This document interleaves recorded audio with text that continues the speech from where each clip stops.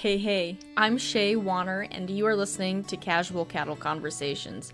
If you are ready to explore different management practices and focus on improving your operation and the beef industry, this is the podcast for you. Welcome to the show. I'm so excited you are listening. Hey, folks, it is Shay here, and let me tell you, I am just over the moon for this podcast episode. And that is because August 16th marks 5 years of Casual Cattle Conversations. Now, for those of you who have been my day one listeners, can you believe it? I know I think back to my 19-year-old self, almost 20, and I was sitting in my I was in my parents' house. It was my bedroom that I grew up in. And I was editing last minute. I didn't know what hosting provider was. I didn't have a logo. I thought I could upload it on Facebook and then I couldn't. And it was almost midnight by the time I finally got it up there. And it was just crazy to think that that very first episode, which was with my own dad about how he and my mom started their ranch, has now transitioned into something so much greater. And so, with that, I really want to share my 5 biggest lessons I've learned about the beef industry in the past 5 years, just because not only has podcasting allowed me to have a flexible business and income stream while I work on the ranch, it does so much more than that. It has really been a continuous learning approach for me. It's something where I knew I always wanted to be a continuous learner, but like grad school, PhD, traditional education past my undergrad wasn't what I wanted when it came to education. So being able to start the podcast, host Ranch Reminds, and be a part and see all of that is just truly amazing and has connected me to so many people. And I want to share some of my top 5 takeaways that I've gained from that experience. So, starting right off, number 1, it's going to take all kinds of kinds. And I say this because sometimes as an industry, I feel like we don't work together very well. We are very polarized. I think the country in general can be very polarized. And in my heart, I don't know that the majority of people are that polarized so much as the polarized people are the smaller amount, but they're the loudest. And maybe I'm wrong. That's just a feeling. I have nothing to back that up. But with that, I think it's important to remember that it is going to take all kinds, all kinds of producers, all kinds of supporters, all kinds of stories, all kinds of people to create beef demand, utilize the land to the best in the best way possible, and to get others involved. So an example of why I say it's going to take all kinds of kinds is a few days before recording this, I spent 4 days, 3.5, 4 days in Denver at the Prime Partners event. And what this event was it brought together 15 cattle producers who all have different backgrounds, diverse operations. No two of us really fit into the exact same bucket, which was really fun. So there were 15 cattle producers, and then there were 15 health, dietitian, nutrition, and cooking experts. And these experts, while a couple of them had beef or somewhat agriculture backgrounds, a majority of them did not. I mean, there was even one person who had never seen a cow in real life before, not even driven past one. And we, as cattle producers, got to work together to address some of the questions that they had about the beef industry, raising cattle, and gaining a better understanding of that.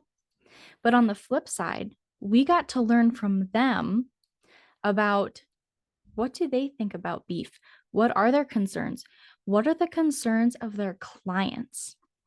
And going back to the original statement, or what I've learned is that it's going to take all kinds of kinds, that was really just reiterated because different people on different sides. I don't like the word sides, but that's what comes to mind. So we're going to say we're able to connect with each other. And through that personal connection, through that connection with each other's story, trust was built, and demand for beef and trust in beef and beef cattle producers was established or increased. All these people loved beef already, but it was really fun just to see that trust and excitement increase, because of how different we were and how that allowed us to connect with one another. And I really just think that's important. Now, I mean, I think this goes back to when I said earlier, sometimes we like to fight against each other. Some people get upset, grass finished versus grain finished, grocery store bought beef versus buying direct from consumer. As long as you are marketing in a way that is helping the consumer build trust in the beef supply, not putting others down, and just finding that unique connection point to build beef demand, I think that's super important. I think it's going to take all kinds of stories, all kinds of people to connect with the consumer and build beef demand.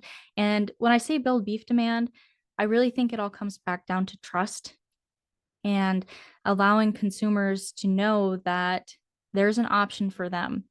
There's a lot of consumers are concerned about sustainability, where their food comes from, and they want to know that story. So however we can tell that, however we can connect with them, that's what matters.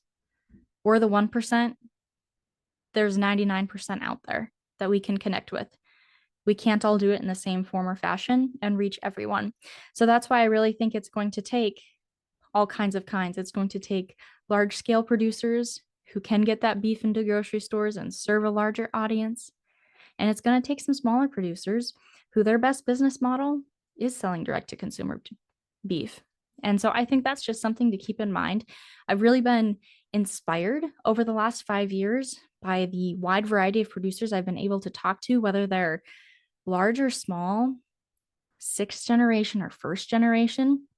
Each kind of producer brings a different uniqueness, talent, skill set, and open mind to the table. That's incredibly valuable in whether that's trying to improve our beef industry, trying to build trust with consumers and beef demand, whatever it may be. And so that's point number one, is that it's going to take all kinds of kinds. Number two, you learn something from everyone. And that was one of my main reasons for starting the podcast too. I have always believed that we learn something from everyone, whether they are inside the industry or outside of the industry, whether they are first generation or sixth generation, whether we agree with them or we do not agree with them. If you've listened to me long enough or follow my social media posts, I actually like to listen to podcasts and read articles that I don't fully agree with because it stretches my mind. We can also learn what to do, but more importantly, what not to do or what to try. It all comes down to this bigger perspective that by creating more connections, we can open our mind to so many different opportunities that may either benefit our operation. And if they aren't right for our operation, maybe in the future, it's something you can mention to someone else to improve theirs.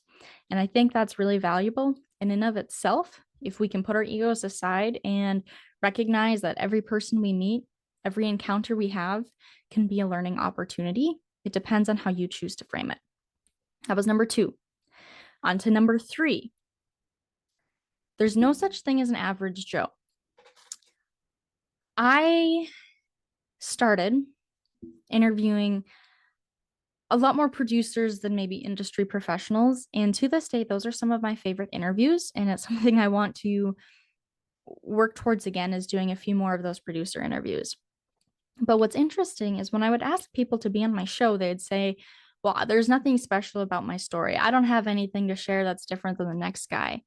And yet during every conversation, I found that to be so wrong, because each producer almost has their own unique passion and skill set And that's because I truly believe, and I say this in one of my keynotes, that because we all have unique experiences, we look at all situations in a different lens, and that creates the uniqueness in passion and skill sets, etc. And no one can do something quite like you. Each person is going to look at a task and do it slightly differently, whether even that's just how they think about it in their mind, how they carry it out, etc.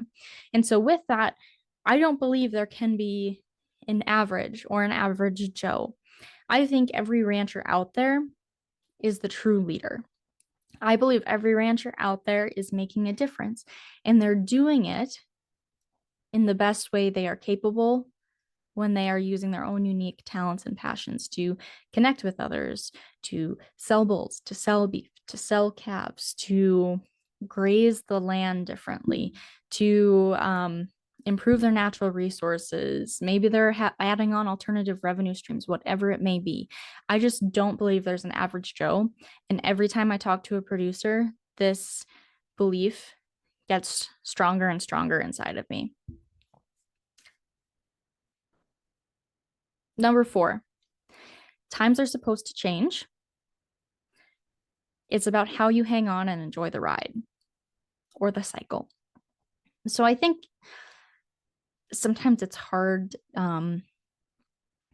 because we live out such a challenging business and lifestyle where the two are really married together. And because it's challenging and we deal with so many uncontrollables and biological factors, it can be easy to fall into the victim mentality or get really, and I don't, maybe victim mentality is not the right word, but we can get really upset with the weather, the cattle markets, and other uncontrollable factors. And it's a capital intensive business. There's a lot of stress with it, and that can make sense. But when I talk to more seasoned ranchers and industry professionals who study some of these trends, a lot of it they talk about is a cycle. We talk about the cattle markets as a cycle. Weather can come in a cycle. It's not that you're ever going to avoid a drought, it's how you can be prepared when it happens, correct? Same thing with a few other things. I mean, those are risk. We talk about risk management for some of this stuff. And I think that's just important to keep in mind that some things are inevitable. We can only control what we control. It's how we choose to look at it and how we choose to hang on and find joy in that ride and in those changes, even though they are challenging. And maybe that joy might show up on the other side, but I really think there are a lot of cattle producers who are great examples of it, and that's why I bring it up. But I think it all comes down to, how do you view these times that are supposed to change? Nothing's meant to stay the same. And I think that's just important to remember. Sometimes we want to stay stuck in the good times, but how would we know that they're good times if we've never gone through bad times as well? And I think that's important to remember, is to just keep that positive attitude when you can and do what you can to enjoy that ride. And number 5, ranchers are the leaders of this world. And this is a post that I put up on social media, and I'm going to take some time to pull that up and I'm going to read it to you because it is something that I really believe and I want to share more of. And here's what I mean when I say ranchers are the true leaders of the world. I believe cattlemen and women are the true leaders of the world.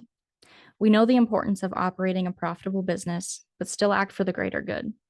We know there's more we can't control than we can control, so we make the most of the situation by working with Mother Nature to the best of our ability. This makes continuous learning and improvements unquestionable in our minds. It is simply a part of our plan to do things better each day.